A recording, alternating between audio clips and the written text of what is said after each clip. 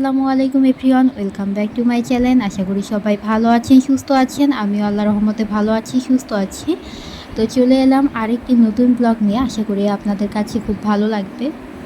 তো ঢাকায় আসার পর থেকে এই প্রথম বৃষ্টি হলো ঢাকায়। এতদিন অনেক বেশি গরম ছিল, একেবারে ভ্যাপসা গরম ছিল। তো আজকে ফাইনালি বৃষ্টি হলো।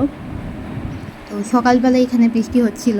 আজ আমার প্রথম ভার্সিটিতে ক্লাস করতে যাওয়ার কথা। তো এত বৃষ্টি দেখে আমি ভয় পেয়ে গিয়েছি যে ভার্সিটি যাওয়া হবে কি না। তো ফাইনালি যাওয়া হয়েছে। আজ থেকে আমি আরেকটা রুটিন শুরু করলাম। আসলে ইকরা হওয়ার পর থেকে আমার ওজন অনেকটাই বেড়ে গিয়েছে। তো এখন একটু ওজনটাকে কমাতে হবে।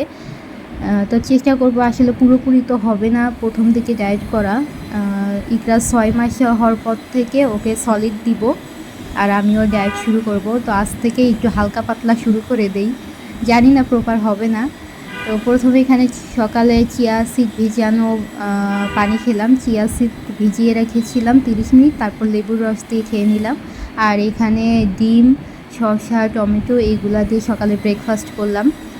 তারপরে এখানে একটা ডালিম ছিলে নিয়েছি, এখান থেকে ইকরাকে রস করে খাওয়াচ্ছি। তারপরে এখানে ওর দাদুর সাথে তো খেলা করছে, আর এদিকে তো বৃষ্টি থামছেই না, বৃষ্টি হচ্ছে তো হচ্ছেই। তো ইকরাকে গোসল করিয়ে ওর জন্য ফিডার রেডি করে ও সব কিছু একদম রেডি করে তারপর আমাকে যেতে হবে। এখনও রুটিন হয়নি, সিলেক্ট হয়নি। তো র্যান্ডম ক্লাস হবে। আজকে গিয়ে দেখি কতক্ষণ ক্লাস হয়, রুটিন দেয় নাকি, তো দেখতে হবে সেটাও। তো বৃষ্টি থামতে থামতে প্রায় 12টা বেজে গিয়েছিল, আর আমার ক্লাস ছিল 12:30টায়।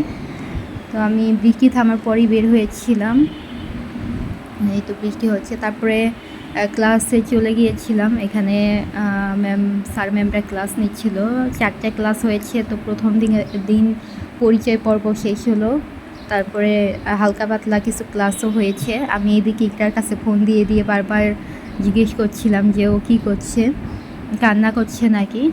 তো কান্না করেনি, একটু সময় ঘুমিয়েছে, তারপর দাদির সাথে খেলছে, এভাবেই সময় কেটে গিয়েছে। তারপরে বাসায় আসলাম, আসার পরে তো এখানে রান্না করব।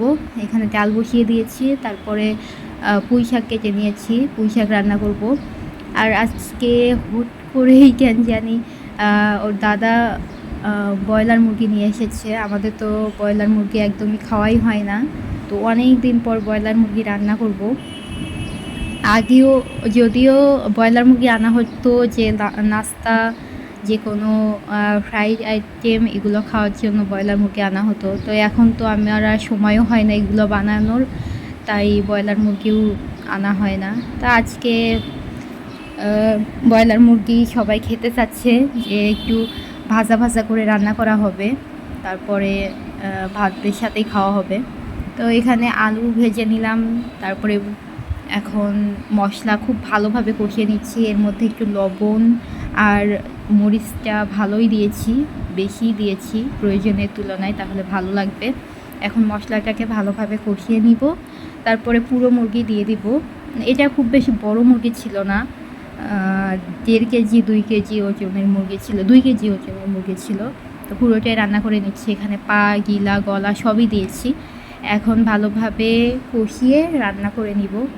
তারপরে এখন সিমও নিয়ে আসছি আজকে। এখন তো এটা সিজনাল না, তো সিম নাকি 200 টাকা কেজি। তো নিয়ে আসছেও, অনেক দিন পর সিম ভাজি খেয়ে ভালোই লাগলো। তো সিম ভাজিও করেছিলাম দুপুরের খাবারে। তারপরে এখানে বিকেলে একটু বাদাম ভেজে নেব।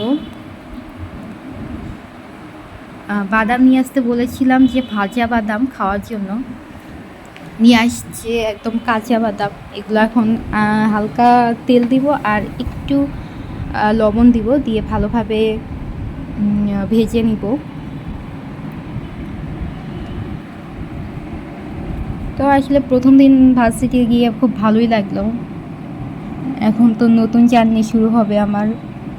রেগুলার ক্লাস করার ট্রাই করব, কিন্তু যেদিন যেদিন ইকরা একটু বেশি ঝামেলা করবে সেদিন আর যাব না। খুব আর দেখবো যে ভালোভাবে ক্লাস হয় নাকি, ভালোভাবে ক্লাস হলে তবেই আমি যাব ভার্সিটি।